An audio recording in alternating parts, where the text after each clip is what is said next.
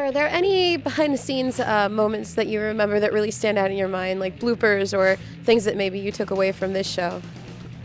I think the first time we did an episode, and Andrea Romano, who's our director, often she calls us by our character names as we're, going. She says, "Okay, Donatello, I need to pick up on blah blah blah," and she said, "Okay, Raphael, we do lines 1 through 3," and I started reading Raphael because I was still used to. I hadn't heard that in 20 years, but when somebody said, "Okay, Raphael," it was just automatic, like a Pavlovian response that I'm Raphael, and it's been fun watching Sean do such an incredible job on that character. He's a real badass, and Sean, of course, he's Sean. He's a great actor, and he's got such a great pedigree, but he's really doing a wonderful job. And but yeah, that was a little bit weird at first hearing somebody else do Raphael, but it's all good, and people seem to love the show, and it was big when we premiered it last year, and it's way bigger now.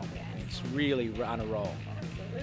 So finally, the fan base has been, with the internet, with social media, fan bases are far more outspoken about ships and other aspects of the show. So is there any particular message to the fans that you want to send out that's for the upcoming season?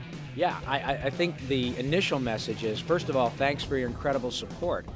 The ultimate compliment that I receive, especially as a guy who was a turtle many, many years ago, and it's like many of you guys have said to me today, folks about your age, who will say, "Dude, I didn't want to like this show because I was so into turtles as a kid, and my son is 28, lived for the turtles.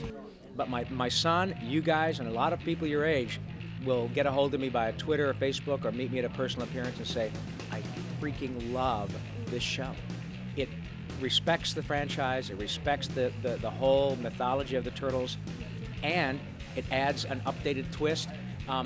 The performances, I think, are solid. Kevin Richardson, Mae Whitman, Sean, Greg Sipes, it just goes on and on. Clancy Brown, Phil Lamar.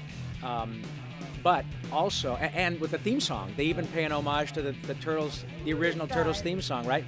So what I'm going to tell you, if you've liked this so far, we are just getting our sea legs, so to speak. You will not believe how good the show gets. And then we also have Peter Hastings in the mix, who worked with me on Pinky and the Brain. I'm Pinky, by the way, just so you know. Narf. And so Peter was responsible for most of the words I said.